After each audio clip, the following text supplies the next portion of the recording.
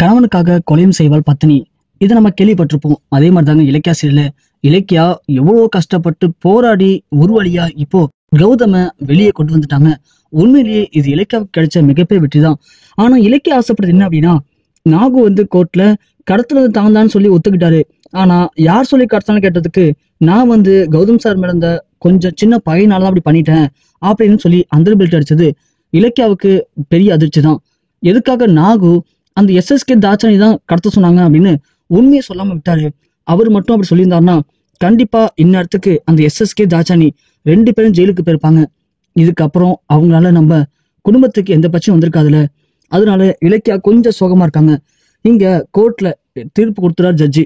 இந்த மாதிரி கௌதம் நல்லவர் தான். அவர் தெரியாம இந்த இன்ஸ்பெக்டர் கதிரவன் கைது பண்ணி வேறுனே சூழ்ச்சி பண்ணிட்டாரு. இந்த கதிரவன் சூழ்ச்சி பண்ணதுல எனக்கு சந்தேகம் இருக்கு.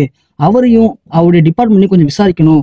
அது மட்டும் இல்லாம கௌதம இது வரைக்கும் ஜெயில வச்சிருந்ததுக்கு இந்த கோர்ட் அவருக்காக மன்னிப்பு கேட்டுக்குது அப்படின்னு சொல்லி கௌதம் நிர்வாதினி வெளியே விடுறாங்க. கௌதம் வெளியே வராப்புல. கௌதம் வந்த உடனே நம்ம இலக்கியா ஓடி போய் கௌதம கட்டி பிடிச்சி பயங்கரமா அவங்களுடைய மகிழ்ச்சியை வெளிப்படுத்துறாங்க. ஏன்னா கௌதம வெளியே கொண்டு வர முடியவே முடியாது அப்படின்னு அந்த எஸ்எஸ்கே சொல்லிட்டான். தாட்சாணி எவ்வளவு பிரச்சனை பண்ணாங்க. எல்லாத்தையும் தாண்டி சொந்த தம்பியே கௌதம் தான் தன்னை கடத்தலான்னு சொல்லி பழி போடும்போது கூட இலக்கியாவால இனி என்ன பண்ண போறாங்க அப்படின்னு தான் எல்லாரும் பார்த்தோம். கடைசி நேரத்துல நாகு மட்டும் அந்த உண்மையை சொல்லாம இருந்தா கண்டிப்பா கௌதம் வெளியே வந்திருக்க முடியாது. இலக்கியா நாகு வெளியே வந்தோடனே ஓடி போயிட்டு இலக்கியா கௌதம் விட்டுட்டு, நாகு எதுக்காக நீங்க அந்த உண்மையை மறைச்சிங்க? உங்களை கடத்த சொன்னது எஸ்எஸ்கே தானே. அந்த உண்மை சொல்லியிருந்தா இன்னைக்கு எஸ்எஸ்கே அரெஸ்ட் பண்ணப்பட்டிருப்பாங்க. ஏன் நாகு சொல்லல? சொல்லுங்க, ஏன் சொல்லல? இல்ல மேடம், என்னை மன்னிச்சிருங்க. ஏன்னா எனக்கு இருந்த பிரச்சனை அப்படி. என்ன நாங்க சொல்றீங்க? உங்களுக்கு என்ன பிரச்சனை? இல்ல மேடம், நீங்க கோர்ட்டு கிளம்புறதுக்கு முன்னாடி நேற்று நைட்டு என் மனைவி கால் பண்ணான்னு சொல்லி உங்க போன்ல இருந்து என்கிட்ட போன் கொடுத்தீங்க, ஞாபகம் இருக்கா? ஆமா. அப்போ கால் பண்ணது என் மனைவி இல்ல மேடம், வேற எஸ்எஸ்கே தான் மேடம். என்ன சொல்றேன் நாகு? ஆமா மேடம், எஸ்எஸ்கே சார் அவருடைய ரவுடி பசங்க கொண்டு போயிட்டு தான் வீட்டுல வச்சுக்கிட்டு என்னுடைய மனைவி குழந்தைங்களை கடத்தி வச்சு என்னை மட்டும் உண்மையை போய் அங்க சொன்னா, ஓ மனைவி பிள்ளைங்களை கொண்டுடுவேன், என் பேர்ல வரவே கூடாது அப்படின்னு என்ன மிரட்டினார் மேடம். எனக்கும் வேறு வழி தெரியல மேடம். எனக்கு என் குழந்தை தான் உயிர், அது உங்களுக்கே தெரியும். என் குழந்தைகளுக்காக தான் நான் இப்படி மாறினேன். கடைசியில என் குழந்தையும் என் மனைவி இழந்துட்டேனா அப்புறம் நான் வாழ்றதுல அர்த்தமே இருக்காது மேடம். அதனாலதான் என்னை மன்னிச்சிருங்க மேடம். நீங்க என் குழந்தையோட உயிரை காப்பாத்தி எனக்கு வாழ்க்கை கொடுத்தீங்க. அதனாலதான் நான் உங்களுக்கு நன்றி விசுவாசமா நான் தான் கடத்தன்னு சொல்லி உண்மையை ஒத்துக்கிட்டேன்.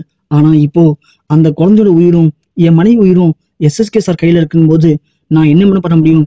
அதனாலதான் அவருடைய பேர் சொல்லாம நான் மறைச்சிட்டேன். என்னை மன்னிச்சிருங்க மேடம். நாகு சொன்ன உடனே இலக்கியா, சரி நாகு, பரவாயில்லைங்க. உங்க சூழ்நிலை அப்படி இருக்கும்போது நான் ஒண்ணும் பண்ண முடியாது. நீங்க எனக்காக நல்லவனா மாறி எனக்காக இந்த உண்மையை கோர்ட்ல சொன்னீங்களே, எனக்கு அதுவே போதும். எது எப்படியோ என் புருஷன் கௌதம நான் காப்பாத்திட்டேன். எனக்கு அந்த சந்தோஷமே போதும் நாகு. மீதி அந்த எஸ்எஸ்கே தாட்சாணி அவங்க பண்ண பாவத்துக்கு அவங்கள எப்படி பழி வாங்கணும் அப்படின்னு எனக்கு தெரியும். நான் அவங்கள அப்படியே பழி வாங்கிக்கிறேன். ரொம்ப நன்றி நாகு. இலக்கியா உடனே கிளம்பி போறாங்க. கௌதம கட்டி பிடிச்சி முத்தம் கொடுக்குறாங்க. கௌதமும், வா இலக்கியா வீட்டுக்கு போலாம். ஜானகி கௌதம கட்டி பிடிச்சி, கௌதம் ஒன்னே சொல்றேன்ப்பா, இலக்கியா நம்ம குடும்பத்துக்கு கிடைச்ச மிகப்பெரிய தேவதை. இலக்கியா மட்டும் இல்லைன்னா கண்டிப்பா உன்னை வெளியே கொண்டு வந்துக்க முடியுமான்னு சந்தேகம் தான் கௌதம். ஏன்னா என்னால ஒண்ணுமே பண்ண முடியலப்பா. இலக்கியா படுற கஷ்டத்தை பார்க்கும்போது எனக்கே ரொம்ப பாவமா இருந்துச்சு. ஏன்னா உனக்கு எதிராக ஒரு ஆள் இல்லப்பா, உன் தம்பி பைரவி, எஸ்எஸ்கே, தாட்சாயினி, அஞ்சலின்னு இந்த குடும்பத்துல இருக்கிற எல்லாருமே உனக்கு எதிராக தான் பண்ணாங்க. ஆனா நம்ம இலக்கியா மட்டும்தான், கௌதம் நல்லவரு, கௌதம வெளியே கொண்டு வந்து தீருன்னு சொல்லி தனியாளா போறான்னா. உண்மையிலேயே அந்த ஜோசியர் சொன்னாருன்னு சொன்னால உன்னை காப்பாத்தணும் அப்படி இலக்கியாவோட தாலி பாக்கியத்தில் மட்டும்தான் முடியும்னு அது இன்னைக்கு இலக்கிய நிரூபிச்சு கட்டிட்டாப்பா. இலக்கியா ரொம்ப நன்றிமா. ஐயோ அத்தை, என்ன பேசுறீங்க? கௌதம் ஏன் புருஷன். அப்படி இருக்கும்போது கௌதம காப்பாத்த நான் இதெல்லாம் பண்ண மாட்டேனா? கௌதம கொண்டு போய் 7 கடல் 7 மலை தாண்டி வச்சாலும் நான் போராடியாச்சும் மீட்டு கொண்டு வருவேன் அத்தை. ஏன்னா கௌதம் நான் அந்த அளவுக்கு உயிருக்குயிரா காதலிக்கிறேன். கௌதம் நானும் உடம்போட வேணா பிரிஞ்சிருக்கலாம் தவிர மற்றபடி மனசோட 2 பேரும் சேர்ந்து ஒன்னாதான் இருக்கோம். என்ன கௌதம், உண்மையா இலக்கியா? எனக்கு தெரியும் இலக்கியா, எனக்கு எவ்வளவு கஷ்டம் வந்தாலும் அதை பனி மாதிரி கரைச்சு என்னை திரும்ப கொண்டு வந்துடுவ வீட்டுக்கு அப்படின்னு நம்பிக்கை இருந்துச்சு. கொண்டு வந்துட்டு சரி வாங்க போலாம். கௌதம், இலக்கியா, ஜானகி 3 பேர் வீட்டுக்கு போறாங்க. ஜானகி ஓடி போய் ஆராத்தி எடுத்து நம்ம கௌதம உள்ள கூட்டிட்டு போறாங்க. கூட்டிட்டு போன கொஞ்ச நேரத்துல வெளியே ஒரு கார் நிக்குது. யாருன்னு பார்த்தா நம்ம கார்த்தி. கார்த்தி வந்து கார் நிப்பாட்டிட்டு வாசல்ல போய் நின்னுட்டு, அம்மா அம்மா வெளியே வாங்க முதல்ல, என்ன பண்றீங்க? ஜானகி வெளியே வந்து, வாடா வா, உன எதிர்பார்த்தேன். ஏண்டா, உனக்கு நான் எவ்வளவு தூரம் சொல்லி கொடுத்தேன். ஆனா நீ கடைசியில கோர்ட்டுக்கு போயிட்டு கௌதம் தான் உனக்கு கடத்தான்னு சொல்லி இப்படி வாய்க்கூசமா பச்சையா போய் சொல்றியே, நீ எல்லாம் நல்லா இருப்பியாடா? நீ எல்லாம் மனுஷனா? அதானே பார்த்தேன். பாத்தீங்களா, உங்க கௌதமுக்கு ஒண்ணுனதும் அப்படியே என்னை பார்த்து நாளைக்கு கேக்குறீங்க. நேத்து இதே வாயில தானே எப்படிலாம் பேசுனீங்க? ஆமாண்டா, பேசுந்தான், இல்லைன்னு சொல்ல. ஆனா நேத்து நீ என்கிட்ட என்னெல்லாம் பேசுன, ஆனா இன்னைக்கு நீ கோர்ட்ல என்ன பேசுன? அப்போ அதுக்காக அப்போ உங்களுக்கு கௌதம் தான் முக்கியமா? ஆமாண்டா, நான் பெக்காத புள்ளையா இருந்தாலும் கௌதம் என் புள்ளதான். அவன் தான் எனக்கு பிடிச்ச மாதிரி என் பேச்சுக்கிட்டு நடக்கிறான். ஆனா நீனு கண்டவங்க பேச்சு கேட்டுக்கிட்டு எது சரி எது தவறுன்னு கூட புரியாம இப்படி சுயநலமா நடந்துகிட்டு இருக்கே, நீ எல்லாம் மனுஷனாடா? ஆமாம்மா, நான் மனுஷன் இல்லைதான். நான் மனுஷன் தெரிஞ்சு போச்சுல. நான் உங்க புள்ள தானே. எனக்கு இந்த சொத்து வேணும். சொத்துல பாதி எனக்கு பிரிச்சு கொடுங்க. பாத்தியா, இப்பதானே சொன்னேன் நீ மனுஷனே இல்லைன்னு சொல்லிட்டு. நீ காசு மட்டுமே பார்த்துட்டு இருக்க.